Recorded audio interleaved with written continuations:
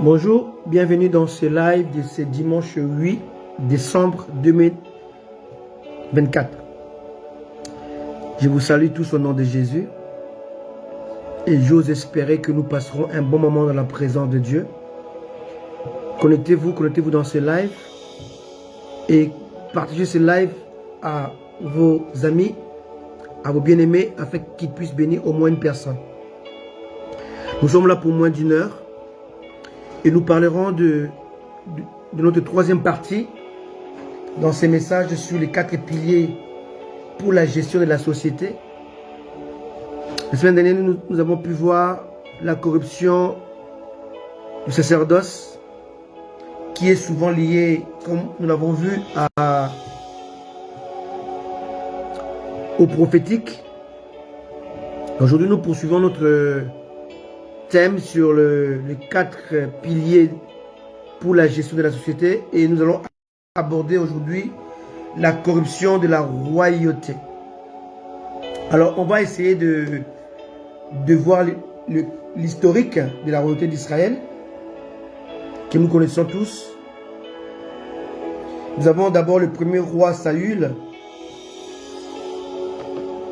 qui était responsable des années de son père Kis.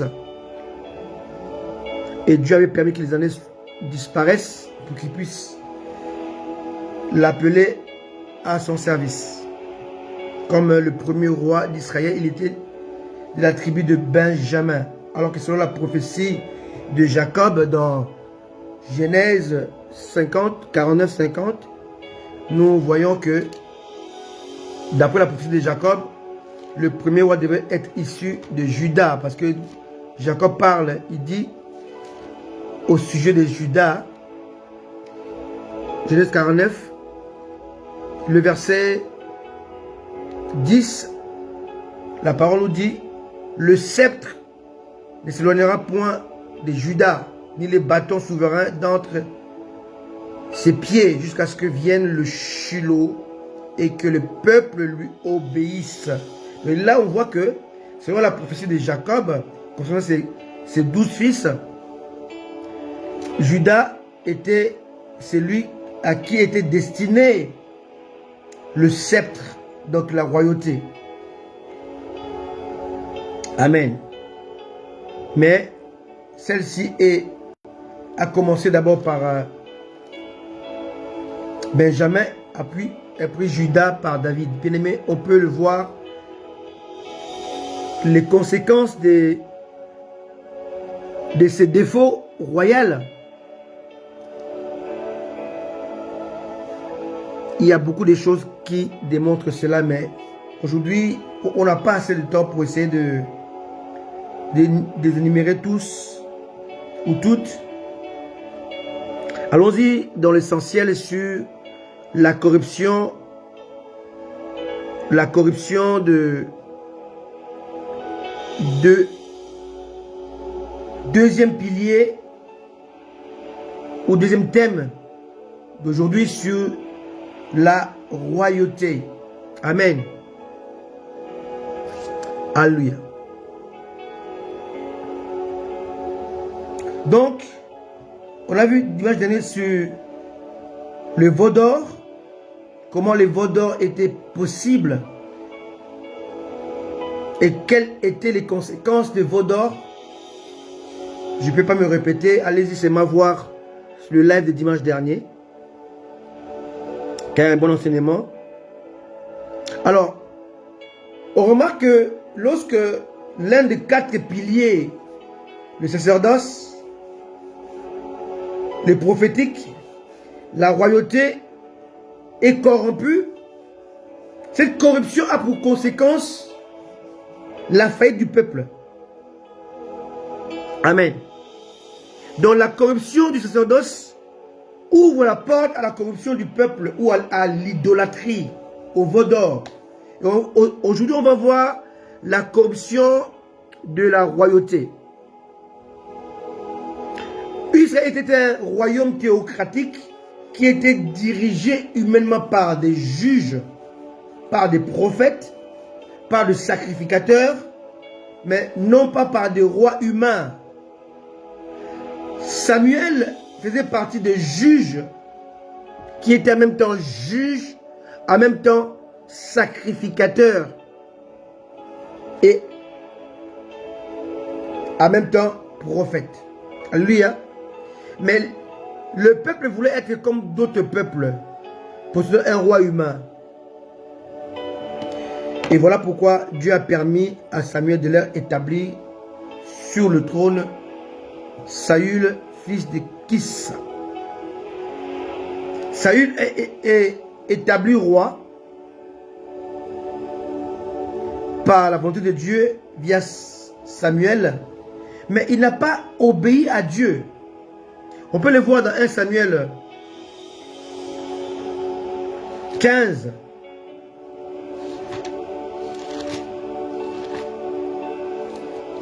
Saül était averti par Samuel par rapport aux exigences de Dieu, mais il n'a pas obéi. Il a fait autre chose que ce que Dieu lui avait demandé, et Dieu lui a dit que l'obéissance était mieux que le sacrifice. Disons le point culminant de cette histoire. 1 Samuel 15, verset 1. Samuel dit à Saül: c'est moi que l'Éternel a envoyé pour toi de roi sur son peuple, sur Israël. Écoute donc ce que dit l'Éternel. Ainsi par l'Éternel des armées, je me souviens de ce qu'Amalek fit à Israël lorsqu'il ferma le chemin à sa sortie d'Égypte. Va maintenant, frappe Amalek et dévouez-le par interdit tout ce qui lui appartient. Tu n'épargneras point, tu ne l'épargneras point, et tu feras mourir hommes et femmes, enfants et nourrissons, bœufs et brebis, chameaux et ânes. Seul convoquant les peuples et en fit la revue à Télaïm. Il y avait 200 000 hommes de pied et 10 000 hommes de Juda. Saül marcha jusqu'à la ville d'Amalek et mit une embuscade dans la vallée.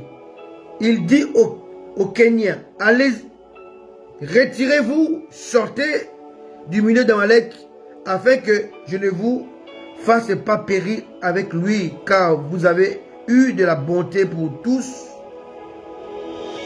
les enfants d'Israël, lorsqu'ils montèrent d'Égypte. Et les Kétiens se retirèrent du milieu d'Amalek. Saül battit Amalek depuis Avila,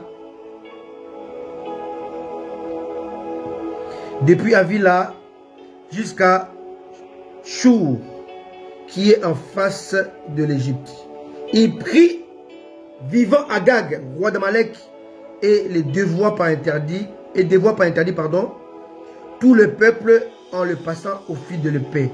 Mais Saül, bien qu'il y ait un mais, c'est qu'il y a un mais, le mais prouve qu'il y a eu une corruption, il y a eu une erreur, il y a eu une sorte de laisser-aller. Alléluia. Mais Saül et le peuple épargnèrent Agag. C'est ce qui est contraire à l'ordre de Dieu. De 1 Samuel 15, verset 3, hein, c'est clair, tu n'épargneras point personne, même pas les animaux. Amen. Mais Saül et le peuple épargnèrent Agag, les rois, et les meilleurs brebis, les meilleurs bœufs, les meilleures bêtes de la seconde portée, les agneaux gras et tout ce qu'il y avait de bon. Il ne voulut pas les dévouer par interdit et dévouait seulement tout ce qui était méprisable et chétif. Donc en fait, Saül et le peuple ont décidé d'offrir à Dieu tout ce qui était chétif et de prendre pour eux ce qui était bien, ce qui était gras, ce qui était présentable. L'Éternel adressa la parole à Samuel et dit: je me repens d'avoir établi Saül pour roi, car il se détourne de moi et il n'observe point mes paroles. Samuel fut irrité et il cria à l'Éternel toute la nuit. Ici, on voit Samuel qui a deux manteaux. Il est en même temps sacrificateur, il est en même temps prophète. Et en face de lui, il y a Saül qui est roi. Alléluia. Donc ici, on a ces quatre entités, ces quatre piliers. D'une part, il y a le peuple qui est composé de tous les enfants d'Israël. D'autre part, il y a Saül qui est le roi dirigeant.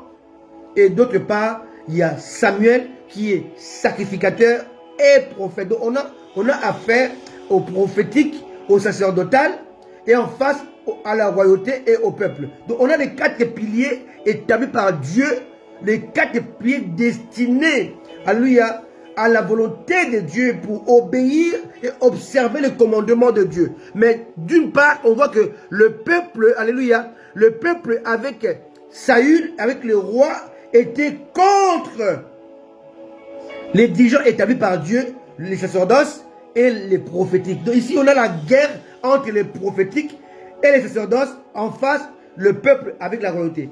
On voit ça maintenant dans beaucoup de pays, hein, alléluia, où on voit que le peuple est corrompu par les dirigeants, les gouvernants. On a actuellement dans notre époque, on a dans une république, on a ce qu'on appelle les ministères régaliens, hein, qui est composé de 5 ministères, je crois. Il y a ce qu'on appelle le ministère de l'Intérieur, qui est là pour sécuriser le peuple de l'intérieur. Le ministère de la Défense, qui est là pour sécuriser le peuple par rapport aux forces négatives qui viennent de l'extérieur.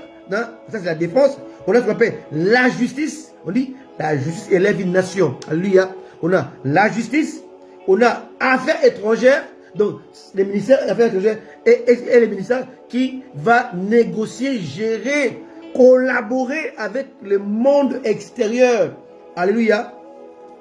Alléluia. Et on a enfin le ministère de finances. Le ministère qui va gérer les budgets, l'argent, les dons que Dieu a donnés, qui a offert au peuple, notamment les minerais, tout ça. Donc, est géré par le ministère des affaires, le ministère de finances, des budgets, de l'économie. Alléluia. Donc, on a ces 5 piliers qu'on appelle le ministère régalien, qui est directement lié au président, au gouvernant, ou bien si vous voulez, au roi. Alléluia. Ici, il est question de la royauté ou du gouvernant. Dans le gouvernant, on a les 5 ministères régaliens qui est là, censé pour gérer le peuple, gérer les pays et gérer ce que Dieu a donné comme don, comme talent. Alléluia. Alléluia. On a ce qu'on appelle intérieur, défense, justice, affaires étrangères et finances, budget, économie. Donc on a les 5 ministères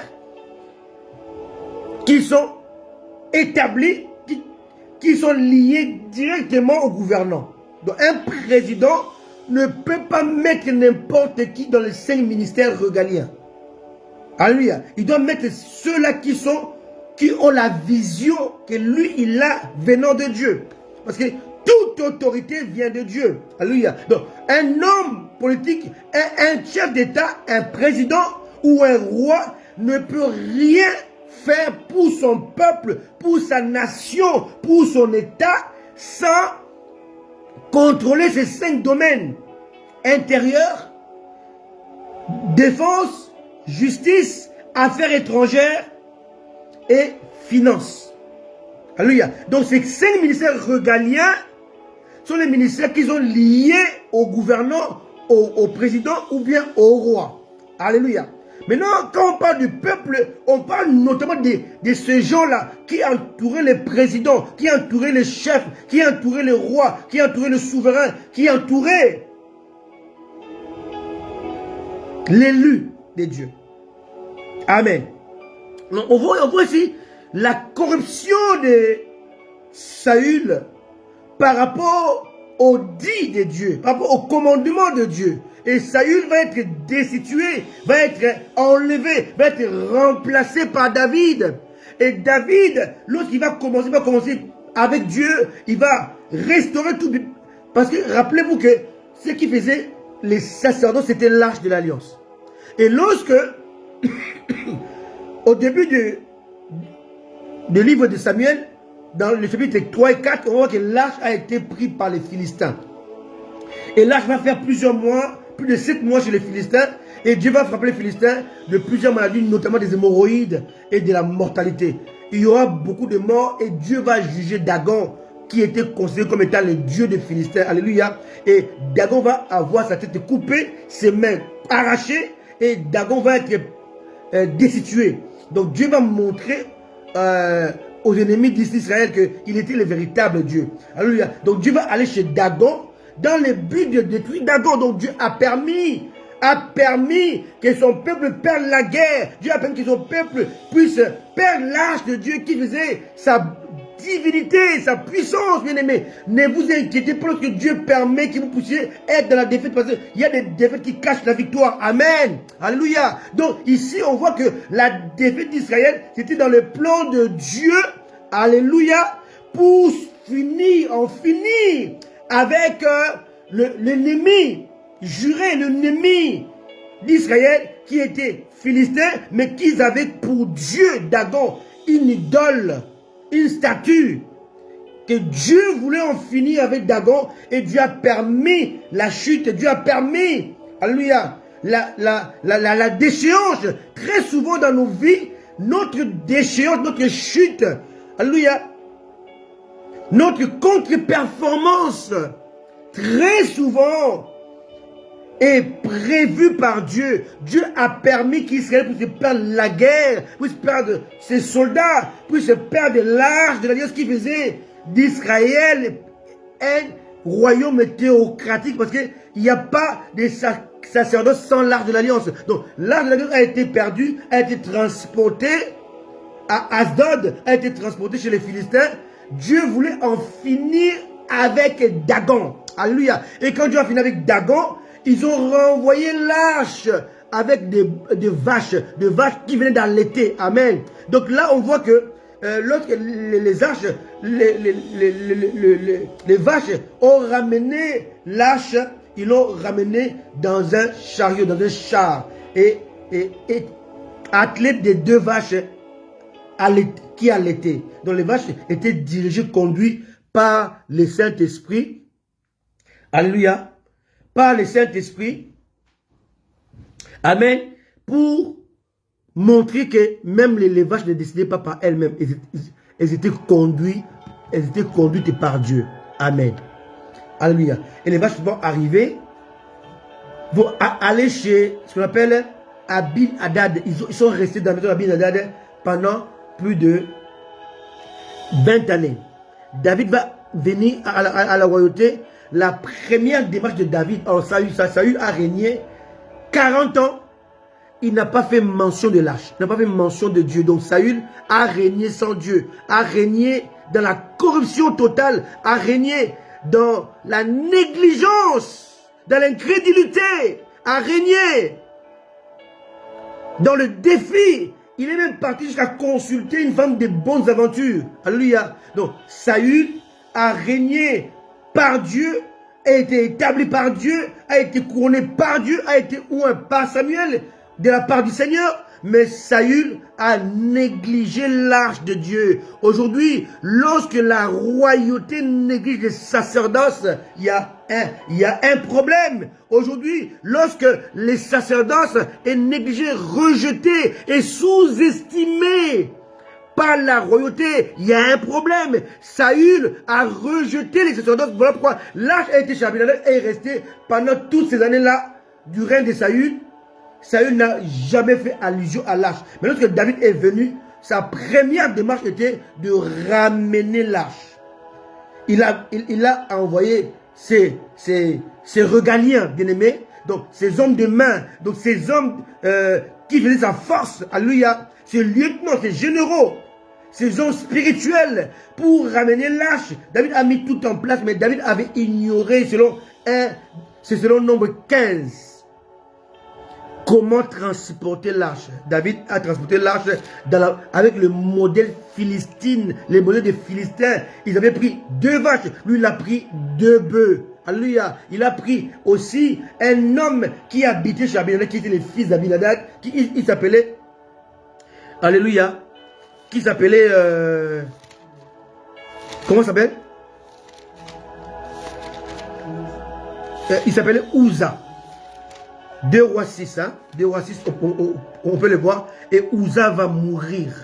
Alléluia. Il va mourir frappé par Dieu. Parce que Uza était le choix de David, non pas le choix de Dieu. Uza dormait dans la maison où était la maison qui abritait l'arche. Mais Uza n'était pas préparé pour abriter l'arche. L'arche ne pouvait pas être touchée par un individu qui n'était pas consacré. Au temps de Moïse, même Aaron ne touchait pas l'arche. Seul Moïse devait toucher l'arche. Alléluia. Donc, Dieu aujourd'hui est servi par des gens non consacrés, des Uza, qui sont des amis du chef, des Uza, qui sont des estimes du chef, des Uza, qui sont des choix du chef, mais qui ne sont pas des choix de Dieu. Bien aimé, aujourd'hui, la déchéance de la royauté, parce que la royauté est mal entourée, la royauté est entourée par des Uza, des hommes et des femmes que Dieu n'a pas choisis, des hommes et des femmes qui n'ont pas été établis par Dieu, des hommes et des femmes qui n'ont pas été oints par Dieu pour ces services-là. Alors, le roi est corrompu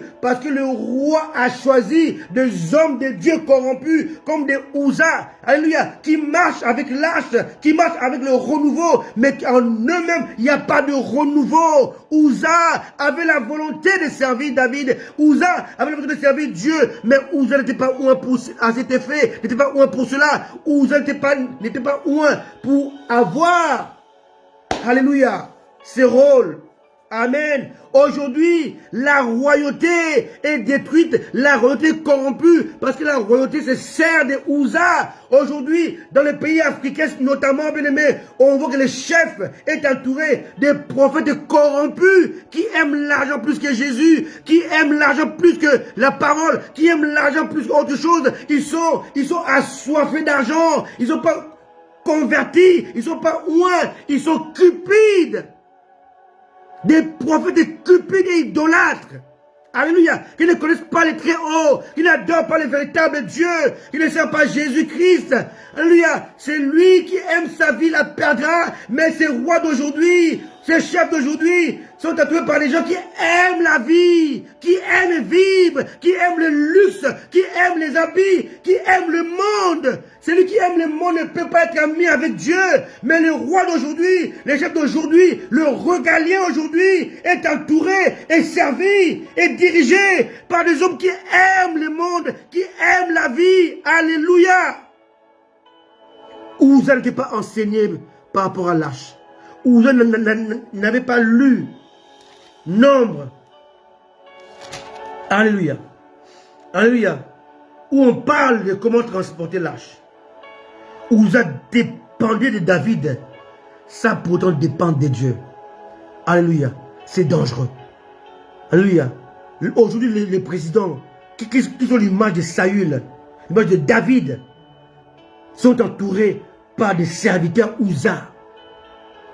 Par des serviteurs qui ignorent le principe de la divinité, le principe de la consécration, le principe de la sainteté, le principe de la crainte de Dieu. Et souvent, les rois sont corrompus par les sacerdoces.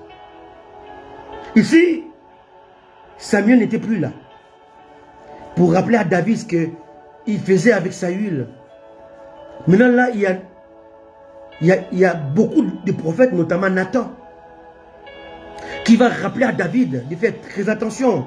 Et quand il y a eu la mort de Uza, David est resté pendant plusieurs mois à étudier comment transporter l'arche. Ici, nous sommes dans 2 Samuel chapitre 6.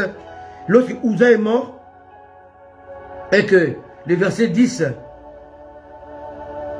il ne voulut pas retirer l'arche de l'Éternel chez lui dans la cité de David. Et il les fit conduire dans la maison de Obed, Edom de Gad. L'arche de l'Éternel resta 3 mois dans la maison d'Obed Edom de Gad. L'Éternel bénit Obed Edom et toute sa maison. Verset 12, 2 Samuel 6.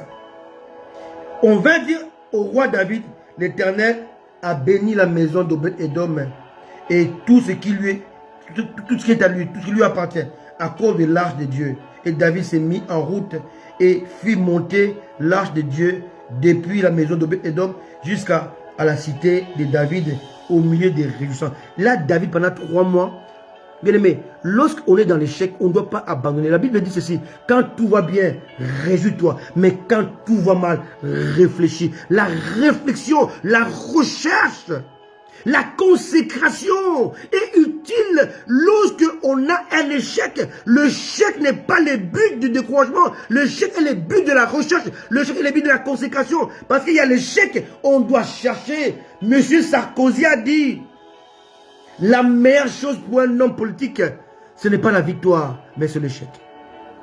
Parce que l'échec te réveille. L'échec te ramène à te remettre en question. L'échec te ramène à considérer tes voies du jadis. Le roi David, par son échec à la perte de Uza, a remis en question sa gestion. Ici, il est question de gestion. Pour les gestions de la société. David a remis en question du transport des l'arche. Il a étudié l'histoire des Philistins qui avaient renvoyé l'arche avec des vaches. Il a vu que lui, il avait imité à quelque nature près. Il a pris les bœufs au lieu des vaches. Il a pris les animaux. Alors que pour ramener ou transporter l'arche de Dieu qui était comme le trône de Dieu, il fallait 4 lévites qui sortaient de la tribu de Kéat, qui étaient aussi issus de Lévi. Alléluia. Donc des gens consacrés, destinés à cet effet. David avait convoqué ces gens consacrés qui devaient transporter l'arche sur le pôle. Alléluia. David a revu la méthode du transport de l'arche qui est marquée dans Nombre 4, verset 15. Et l'arche a été transportée. Là, David a corrigé son erreur. Aujourd'hui, les pouvoirs, la royauté, les gouvernants ne corrigent pas leurs échecs. Mais sont en train de toujours avancer dans les échecs. Et ils ne savent pas qu'en le faisant, ils sont en train d'attirer la corruption dans la royauté et par conséquent parmi les peuples. David va considérer Dieu et il va installer l'arche au milieu des réjouissances et des acclamations dans la cité de David, qu'on appelle Sion. Lui, jusqu'à David a corrigé le Seigneur de Saül, a corrigé ses propres erreurs. David va marcher et avec la gloire. Bien aimé, quelqu'un a dit, on ne s'habitue pas avec Dieu. Il ne faut pas s'habituer avec la gloire.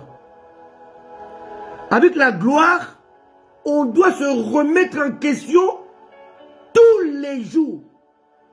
Le Dieu que je servis hier samedi, il n'est pas le même aujourd'hui dimanche. C'est le même Dieu, mais sa manière, ta façon de le servir doit s'adapter selon ses principes.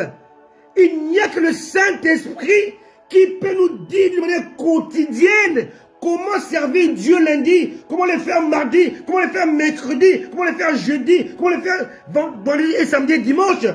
Si tu sers Dieu lundi de la même manière que mardi, bien aimé, tu vas dans les trous.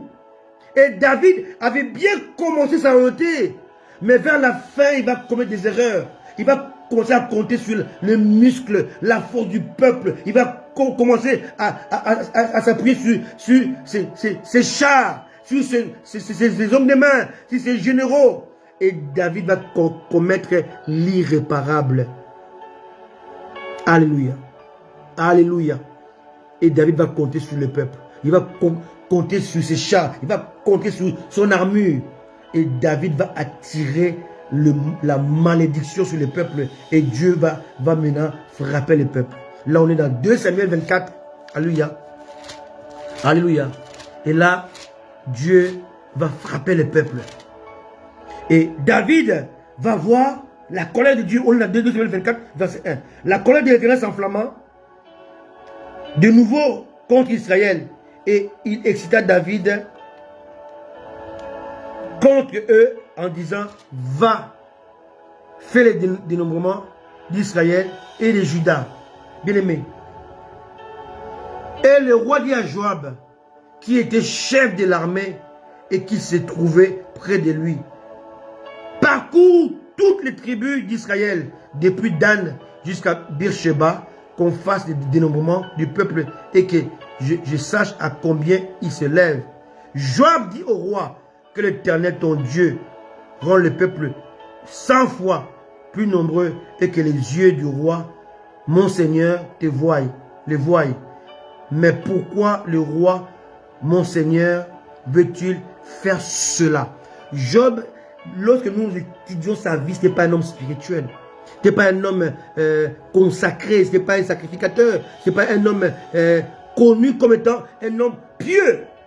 Mais c'était un vrai guerrier. Job, malgré ce qu'il était par rapport à Dieu, mais Job va voir que David va commettre une erreur. Alléluia. Il va s'appuyer sur la force, il va s'appuyer sur le nombre, il va s'appuyer sur la quantité, au lieu de s'appuyer sur la qualité qui était son Dieu. Et Job va voir que David était en train de pécher. Il va essayer de le redresser, mais David va s'entêter. Et là, il va avoir maintenant le choix que David devait faire. Alléluia. Verset 10. David sentit battre son cœur après qu'il eut ainsi fait le dénombrement du peuple. Et il dit à l'Éternel, j'ai commis un grand péché en faisant cela. Maintenant, ô Éternel, daigne pardonner l'iniquité de ton serviteur, car j'ai complètement agi en insensé. Ce qui était bien avec David, c'est que David reconnaissait sa faute. Mais ici, ce que je vais faire remarquer, c'est les erreurs du roi a pour conséquence la destruction du peuple. Les rois, c'est les dirigeants. Les rois, c'est les leaders. Les rois, c'est les guides. Les rois, c'est les chefs d'équipe. Les rois, ça peut être toi qui m'écoutes. Tu es l'élu de ta famille. Tu es celui que Dieu a appelé. Tu es le Joseph de ta famille. Tu es le David de ta famille. Tu es le Pierre de ta famille. Tu es le Paul de ta famille. Tu es censé diriger. Tu es censé impacter. Mais tu commets des erreurs dont tu ignores que leurs conséquences peuvent affecter le peuple, peut détruire le peuple, peut ouvrir les portes au diable pour détruire ta famille. Alléluia. Ce message, je vais faire en 2 fois parce que je ne peux pas faire tout. Je voulais faire le 4 rois, Saül, David, Salomon, Roboam. Jusqu'à Akab. Alléluia. Mais je ne peux pas faire seulement la royauté aujourd'hui. Je vais faire la première partie de la royauté. Dimanche prochain, je reviens pour la deuxième partie de la royauté. Ou même la troisième partie de la royauté. Parce que là, il faut que je parle de David. Après, je parlais de Salomon. Après, je parlais de Roboam. Et là, après, par Roboam, il y a ce qu'on appelle le schisme en 931. Alléluia. Après le schisme, le royaume se divise en deux. Hein? D'un côté, Roboam, fils de Salomon. L'autre côté, Jéroboam. Jéroboam va établir ce qu'on appelle les sacerdoces trafiqués. Il va établir ses propres sacrificateurs à lui, qui vont carrément être à l'origine de l'idolâtrie d'Akab qui avait suivi le chemin de Jéroboam. Donc il y a beaucoup à dire. Alléluia. Alléluia. Après le schisme en 931, avant Jésus-Christ, on va avoir 2 royaumes séparés, divisés. D'une part, le royaume d'Israël avec 10 tribus, d'autre part, le royaume de Juda avec 2 tribus, Juda et Benjamin. Et là, on va voir, c'est grave en fait. Hein. On va voir d'un côté le roi Josaphat, Juda, de l'autre côté le roi Akab, Israël. Alléluia. Donc il y a beaucoup à dire, notamment la déportation. On va voir que même les 2 royaumes n'ont pas été déportés la même année. Hein? On voit qu'Israël va cesser d'exister à 721 avant Jésus-Christ et Juda va cesser d'exister en 586 avant Jésus-Christ. Alléluia. Donc on va voir que ces 2 royaumes vont aller carrément en opposition. Juda est composé de ce qu'on appelle aujourd'hui Juda allait pour capitale Jérusalem et Israël allait pour capitale Samarie. Alléluia. Et on va voir tous les meilleurs rois étaient les rois de Juda et tous les rois idolâtres étaient les rois d'Israël. Alléluia. Cependant, parmi les prophètes, on va voir les meilleurs prophètes aussi en Israël comme Élie, Élisée était des rois, étaient les prophètes d'Israël. Alléluia. Et on va aussi voir des grands prophètes comme le prophète Michée, hein, étaient aussi les prophètes d'Israël. On va voir d'autres prophètes de Juda. Alléluia. Donc c'est quand même très important d'en parler pour essayer de comprendre hein, les deux parties du schisme. Hein. Alléluia. C'est très important parce que si on ne comprend pas ça, on va tout mélanger. Amen. Alors on va s'arrêter seulement aujourd'hui sur le roi David. David a commis des erreurs, mais David a su les réparer. A commis des erreurs, mais David a su prendre le dessus parce que David avait une manière de concevoir Dieu, la remise en question. Il savait dire pardon, il savait revenir, il savait reconnaître son tort et sa faute, il savait réparer.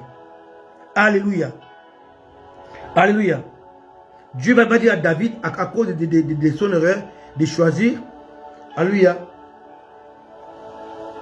soit certaines des familles, soit la domination, soit la mortalité.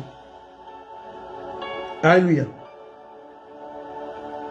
On est au verset 12 de Samuel 24. Lisons. Va dire à David, ainsi par l'Éternel, je te propose 3 fléaux. 3, hein? 3, pas 1. 3 fléaux. Choisis-en un. Et je t'en frapperai. 13. 2 Samuel 24. Gad alla vers David et lui, Gad était prophète, hein, et lui fit connaître la chose en disant, veux-tu cette année de famine dans ton pays, ou bien 3 mois de fuite devant tes ennemis qui te poursuivront pendant 3 mois, ou bien 3 jours de peste dans ton pays. Maintenant, choisis et vois ce que je dois répondre à celui qui m'envoie, à Dieu. Alléluia. Verset 14. David répondit à Gad, je suis dans une grande angoisse. Oh, tombons entre les mains de l'Éternel, car ses compassions sont immenses, mais que je ne tombe pas entre les mains de mes ennemis. Des hommes. L'Éternel envoya la peste en Israël depuis le matin jusqu'au temps fixé. Et de Dan à Beersheba, il mourut 70 000 hommes parmi le peuple, comme l'ange étendit la main sur Jérusalem pour la détruire. L'Éternel se repentit de ce mal et dit à l'ange qui faisait périr le peuple, assez, retire maintenant ta main. L'ange de l'Éternel était près de l'arche de l'air d'Arvana, les Jébusiens. David voyant l'ange qui frappait le peuple, dit à l'Éternel, voici, j'ai péché. C'est moi qui suis coupable, mais ces brebis, qu'ont-elles fait? Que ta main soit donc sur moi et sur ma maison, la maison de mon père.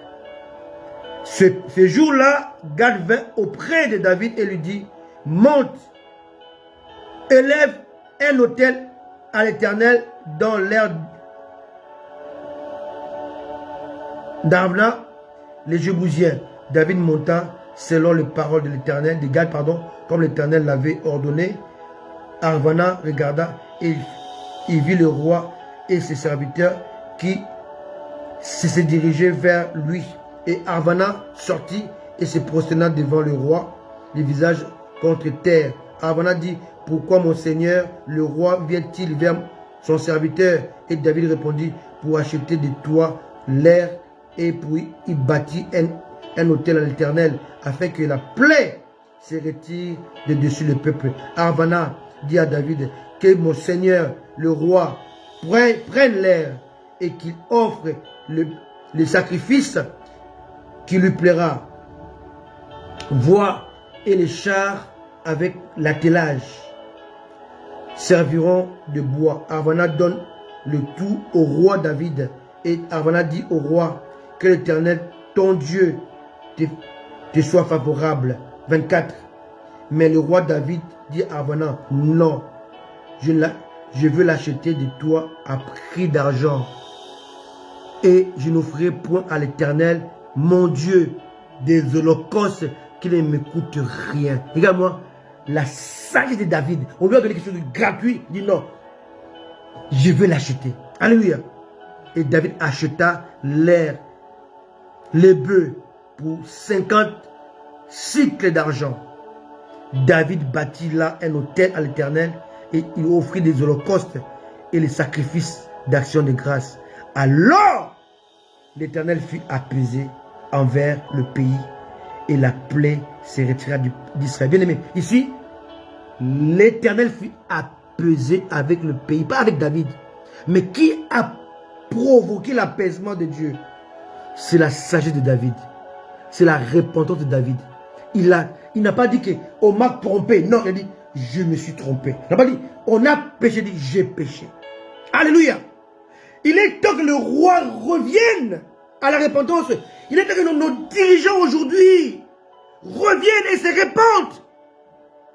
Ils doivent savoir que tout le malheur qui frappe l'Afrique aujourd'hui, c'est de leur faute et de leur entourage. Il est temps aujourd'hui, alléluia, de consacrer le peuple par des sacrifices d'action de grâce. Il faut organiser des cultes, des moments d'adoration, de confession populaire, confession ouverte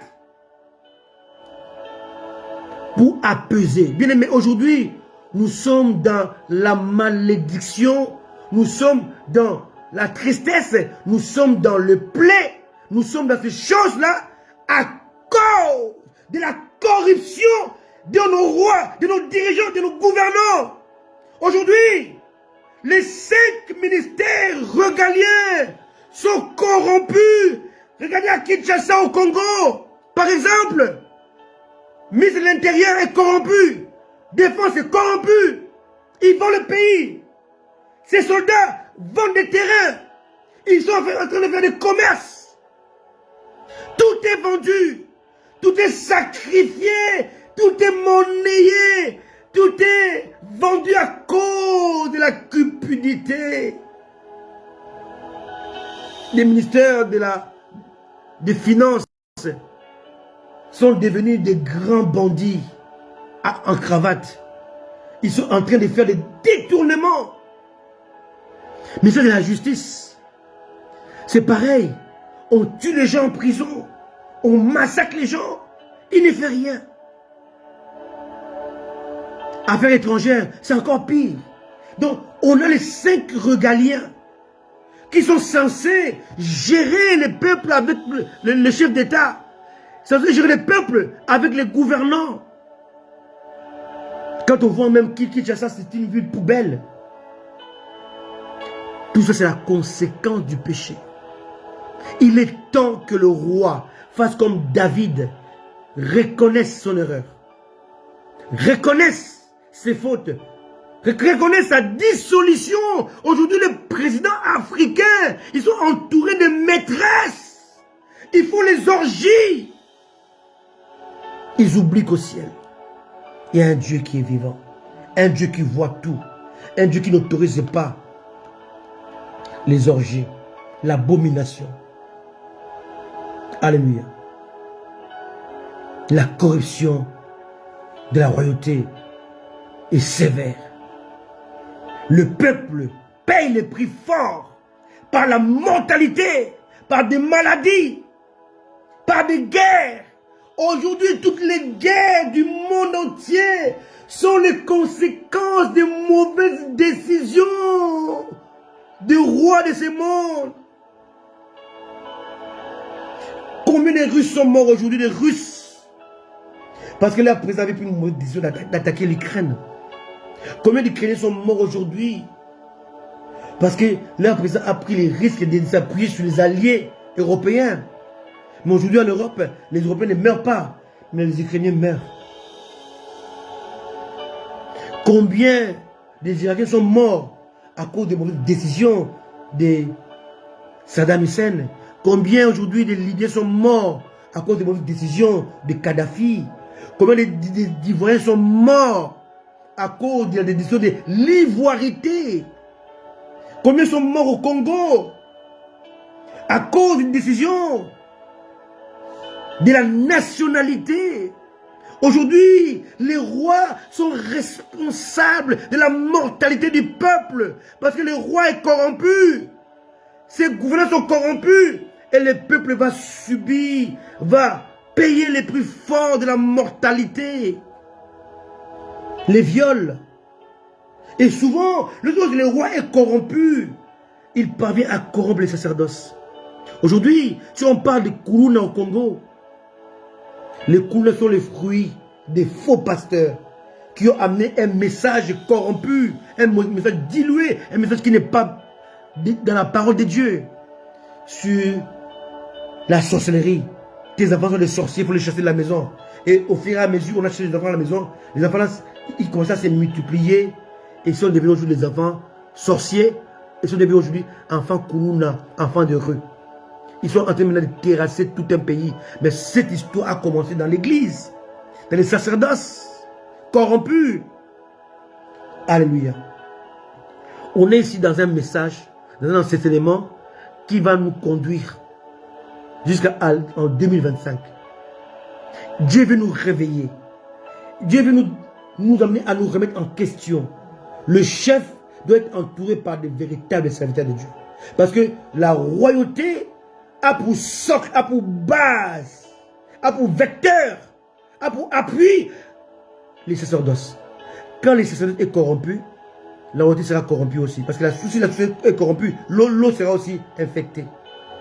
Ici, on a affaire aux sacerdoces corrompus, on a affaire aux Ouza corrompus, on a affaire au David corrompu. Mais ici, lorsque le roi se répand, tout son entourage aussi se répand. David s'est repenti, David a choisi de se livrer entre les mains de Dieu à cause de ses compassions, et Dieu a eu compassion. Dieu a arrêté l'ange de la mort. Dieu a stoppé l'ange de la mort. Parce que David avait pris une bonne décision. Bien aimé, aujourd'hui, nous sommes dans la corruption. On va le voir dans deux dimanches qui suivent sur la corruption de Salomon, qui va mettre l'idolâtrie, la corruption de Roboam, qui va faire des mauvais choix, il va chasser les anciens, il va prendre les jeunes, inexpérimentés, qui vont donner des conseils stupides de la jeunesse, et qui va diviser le royaume. On va voir les deux royaumes, d'un côté Roboam, qui va carrément faire n'importe quoi, on va voir Jéroboam, qui va quand même adopter un sacerdoce corrompu, initié par le diable. Et de là, après ça, on va voir les rois qui vont suivre Jéroboam, comme le roi Akab, qui va tisser les liens avec Jézabel, qui va amener l'idolâtrie, l'adoration de diable. Alléluia. De Baal.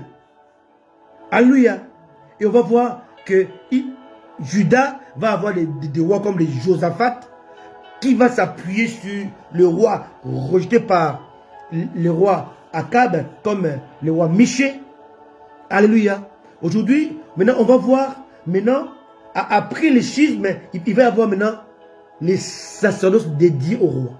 Donc, les pasteurs de la cour. Alléluia. Jesus! On voit le pasteur corrompu de la cour.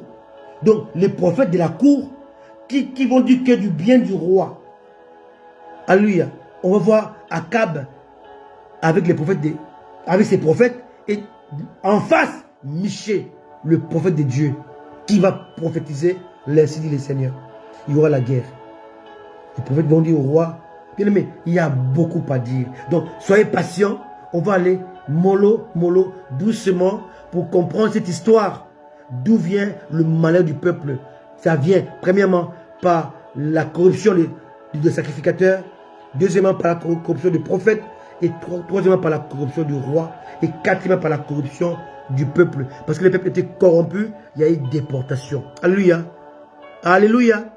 Quand les sacrificateurs étaient corrompus, il y avait les châtiments.